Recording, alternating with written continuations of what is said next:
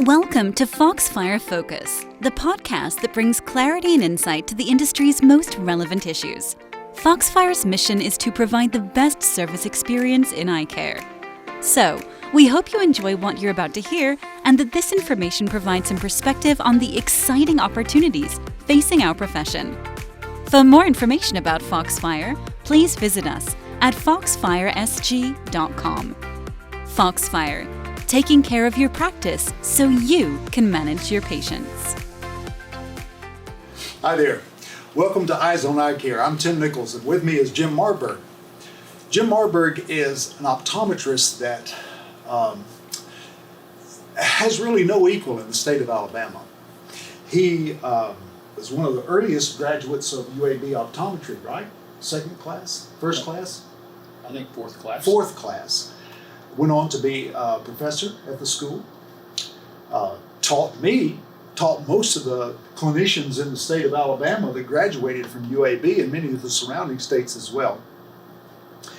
He has not only been an educator, but he's also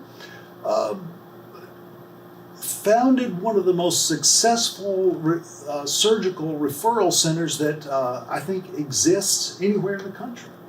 We'll talk more about that in a minute. Jim's has been recognized by the state association, of which he was president, also the Alumni Association, but he's also recognized as having a lifetime achievement here in the state of Alabama. I just can't think of anybody of his equal, and I'm very proud to call him friend for almost 50 years. Almost. Yeah. So, Jim, welcome.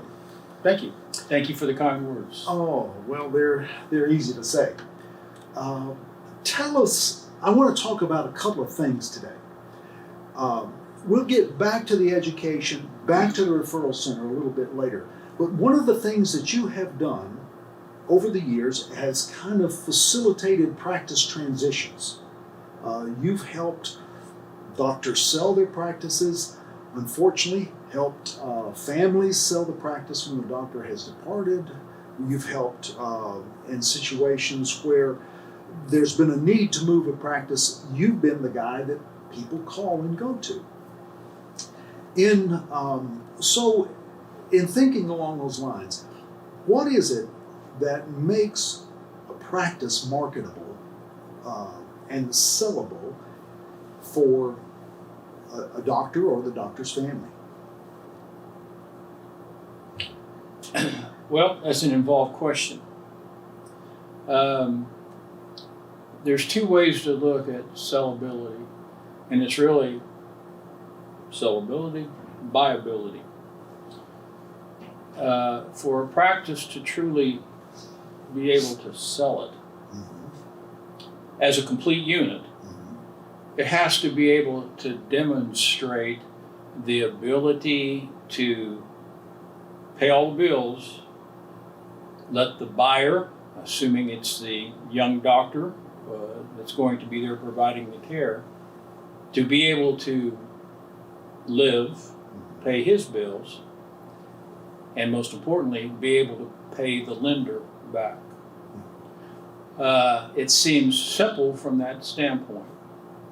It's very complex from the standpoint that you have to dig into the depths of how the practice functioned financially. Where was the money made? How was it made? How was it spent? And at the same time, if you really want to get deep into it, is try to analyze what walked in the door but wasn't done, and what was walking by the door and was never captured. So it turns out, some folks say, well, there's an old equations, you just take, X percentage of the gross and add the assets, and there are some old ballpark figures out there, but they, in my opinion, they never took into account the whole glossary of components of what we would say sellability. So from a sellability standpoint, what, let's say I'm going to sell my practice. and I'm going to sell it in 5 years. That's my plan. What should I be doing today to make my practice sellable in 5 years? I guess first of all, because if you're going to try to find a buyer, you need to start about year 3, with 3 years left at the start of your 3rd year. It's not uncommon for us to take folks that long to find the right person to make the right fit. Just because they're a buyer may not be necessarily, or willing to buy, may not necessarily be the person you want to buy. That's just being frank. Because most doctors, like you and I, are very possessive of their practices. That's why we were in private practice. And let me just say this up front. There's the world of private equity, and then there's a world of selling to private practitioners, and they're 2 entirely different worlds. And until you tell me otherwise, I'm going to focus on selling to private practitioners. That's what I want to focus on. We'll come back to the other Okay. private equity thing here in a moment. Okay. But let's talk about private sales, and so that the practice is going to continue to operate much in the way that you have operated. All right.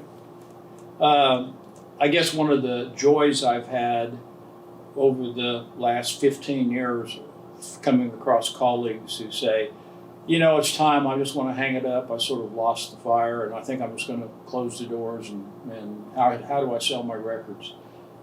To take that story and then turn it around, and let's analyze it, let's look at it, and get them to buy this piece of equipment, that piece of equipment, in some cases significantly raise their practice, because all the way along you got to tell them, look, nobody wants to come in and buy a dying practice.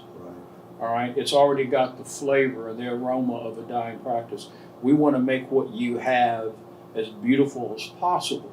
So here are the steps we need to go through. And sometimes they say, you mean I got to spend that much money? I said, but you're going to make it back and then some, because you're doing what you should have done years ago. Luckily, many of the folks I do work with are my students, and I just say, I'm still going to wear the old dog hat, okay? You're in my class today, so I get to, but it's all done with love and true respect for my colleagues. But I would say, look at the practice. Is it where you want it to be? Do you have the energy? Because there are sometimes we have to take into account, as you mentioned in the first part, was that they've gotten bad news health-wise. If not them, a family member, and they have to deviate their attention away. And all that has to be taken into account. But having said that, let's make the assumption of, I'm just tired. I've been doing it for so many years. I've been the one horse, and the one horse is wearing out. So I would say take a look at your practice. What's its strength? What are the weaknesses? Walk out the front door, look to the left, look to the right, look across the street, look at your competition. What are they doing? And what are some easy things we could do to drive that practice up while you're looking for a buyer? I've had folks that didn't have a fundus camera. They didn't have an anterior segment camera. Some of them did not have even some of the latest stuff, Optimaps or equivalent fundus cameras. They don't have a topographer, so they're not getting into advanced contact lens fitting. They've sort of sailed down and say, well, the young folks coming out of school are being trained to do this. They want to sort of walk in and continue doing this. So I try to get them to focus on that. At the same time, when you're evaluating your practice, I say get all of the, what I call, pardon the verbiage, the pain in the butt stuff you have to do when you get ready to sell it. Make a complete inventory of all your equipment, including model number, serial number, all of that, because that is really where a lot of folks sometimes just sort of throw their hands up and say, I don't want to do it, let me just close the door. But get an inventory of everything that you have, put it on a spreadsheet, and keep it current. You should have that anyway for the tax assessor, but do that, and because when the time comes, that's going to be a significant, or could be a significant component. The last practice I evaluated had almost $380,000 worth of equipment. Wow. And that was just in the clinical and office equipment. Wow. So it's significant. So if I'm putting together Jim Marbourg's top 3 of the smart things to do, sounds like number 1 is modernize your equipment. What about number 2 and 3? Is it information systems? Is it the building? What do you think is most important? Competition. Look at what else is going on. Because if somebody wants to come to your town to buy a practice, they're going to look at every practice. So what are the other folks doing? What is that competition doing? What equipment do they have? What services do they offer? So take a look at what you're doing, because if you really want to make it attractive, then you may have to bump up in some areas, maybe not all areas, but in some of the areas. Get your records straight. So somebody's going to ask, I need to see your last 3 years or 4 years of financials. Know where they are, get them all set, so you can at any time hand that out to the appropriate people that want to look at it. Get that data up, and at the same time, I think it's key to open your eyes, start interacting, going to the society meetings, finding out, getting the word out that, to reps and other folks to say, I'm getting old, I may want to retire next year, just keep your eyes open for me. You're not saying you're going to do it, but you're saying you're going to probably be interested. Let them help you find the right person. Because reps know the doctors typically as well as anybody. So the flip side of that, what are the biggest mistakes that you see older doctors make or independent doctors make as they get into the mid-stretch or the later stretches of their career? What are the biggest problems you see there? I think reaching a comfort level and then not being continuing on a path of aggressiveness for success. They think they've reached it, and I think once somebody starts to take their hand off the throttle, it really starts to go down quicker than they imagine. They didn't get where they were by taking their hand off the throttle. They kept it going. Yeah. So I'd say keep the throttle going, and in particular, make sure everything you have is current from the standpoint of what you think you and your office does best. That's including your staff training, everything. That person walks through the door, it's the first impression. You've kind of along that lines, you've seen a lot of practices, some very good practices and some not so good practices. What makes the best practices the best practices? What, if you could boil it down to maybe a handful of things that you think the best practices have in common, what would you say those would be? Quality of care. Quality of care. Quality of staff. Presentation. You can, by that I mean when they walk through the front door, the presentation, how does the office look? It's when I have been, because of my different positions, been able to have the privilege of walking into many offices, not just optometric, ophthalmology and other subspecialties. And you go over, and if the magazine rack's got 5-year-old, no cover on a magazines, it makes you wonder what's everything like behind the scenes. But the impression of the office, the impression of the staff,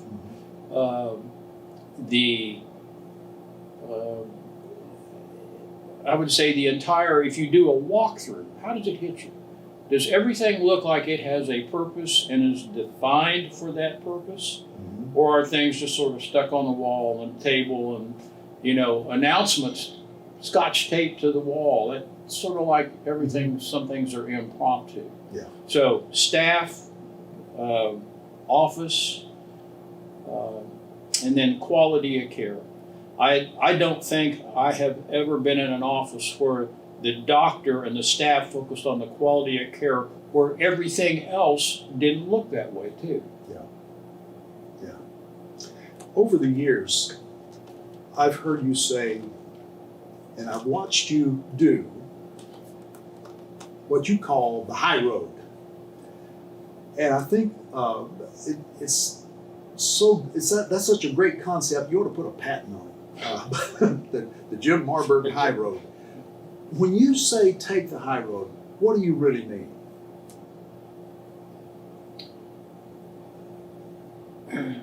It can be maybe the tough road, the longer road. I heard somewhere isn't it nice to get through and not have to turn around and apologize? And I forget where I heard it. It's been a long time. And the times that I think I am most remorseful about my life are times when I didn't take the high road. When I either did or should have turned around and said, I was wrong, I'm sorry. You let I'm going to get the best end of this, or I'm tired of doing it, and you let that take over and realize that, particularly if you're the leader, if you're supposed to set the example of how things should be, and you deviate from that road, you'll regret it one day. Yeah. And it's just easier. And I guess I'm fortunate enough or lucky enough to try to stay in that lane enough to where I've been happy and loved every minute of what I've done. Great. You know, you talk about leadership and organizations that are successful have good leaders. Practices, no matter how large or how small, have good leadership. What are you, if you were looking for a really good leader, what do you think are some of the common characteristics that leaders have? Great leaders, faith-based. There's integrity there, you think, that runs deep? If it's true faith, it's integrity. And I do mean from a biblical sense. If somebody thinks they are the last word and the highest word, they and not someone else, I don't necessarily think, they may be in command, but I don't necessarily think they're a great leader. Could be a great leader. Doesn't mean they won't win the battle, but there's a lot of battles in a war. So I think a true faith-based, truth-based, fairness-based methodology of leadership will always come out the winner in the end. You may not take home any money this month, but if you take care and pay your staff and make sure they're happy, they'll make you do real well down the road. That's true. And it's just, I don't know. With what we see in politics today, I think it's just being pretty obvious to watch what's happening. Yeah. You know, I don't know anybody else quite like you for a number of reasons. but That's probably good. But in particular, you know, I think if I were to cut you open and look on the inside, there's just more layers of optometry all under your skin, all through the muscles, down to the viscera, in There's the very muscles bones. there? There once were. Are there? Okay. But even down to the very bones, you know, I know there's optometry. You have cared about this profession more than more than you should have, maybe. Heart attack later, maybe? Well, okay.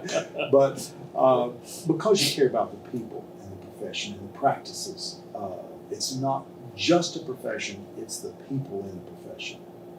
It is. Where do you see the profession going now? Here we are, 2022. It's 50 years since you were in school, and things have changed a great deal, but there are some things that are the same. What do you see as the future of optometry in the next half century? I think all healthcare has a challenge. From the big push toward a single payer, which means total government control. And I tell folks, with all due respect to our politicians, I tell folks that people like you and me who got to practice during the golden years, when we still had all of the, I think, legal and professional pressure on us to do an outstanding job from a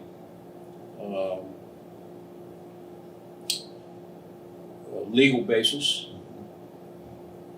And yet, because we did not have the intense medical record keeping pressure of EMR or EHR and all of that, we were truly allowed time to develop a relationship with the patient to where it was family. I mean, they were family. They didn't have a number. We didn't have numbers, they had names. And gosh, that was fun. I mean, it was exciting, and they're still family in many respects. So where is it going? If there is continued pressure to go toward a single payer, total government control, then it's going to fall upon the shoulders of our very young colleagues, some not even in school and some not even born yet, to try to keep us as much as we can as a profession, a separate profession, and not just one little peg over here. I want to use an example, and I don't know if this is fair or not, but it's the easiest example I can say. I do not know the name of my pharmacist. I don't know the name of any of the pharmacists in my community, because the profession came totally captured by big industry. I don't want to see that happen to my profession. And this may not have been a part of your intention for this, but you asked me, and I'm a truthful man. And if there's anything we can do to keep it to where patients know the name of their doctor and they know where their doctor is, and it's not just because it's a building with equipment in it that does eye care, I think that would be great. That's what I would love to see happen. Will that be what happens? I don't know. Do you think that practice the way that you described and the way that we have practiced is going to become in the future a boutique or a niche practice, and that there'll be, if there is a single payer system, there'll be the government healthcare system, or there'll be the insurance-based healthcare system.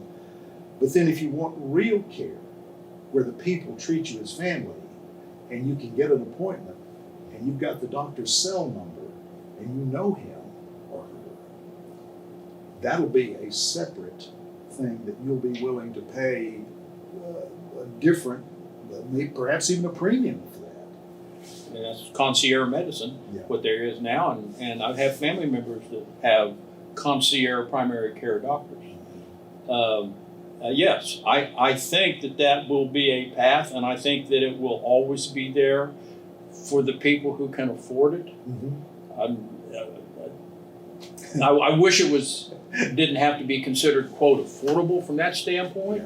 But I think it will be there because I think there are always going to be people that have the entrepreneurial spirit to say, I want it to be me, my name, my efforts. I want them to come see me, not just sit in a chair in an office. And I think there are young folks out there, and that's what gives me such a thrill, is to help young folks go out, find a practice, help them,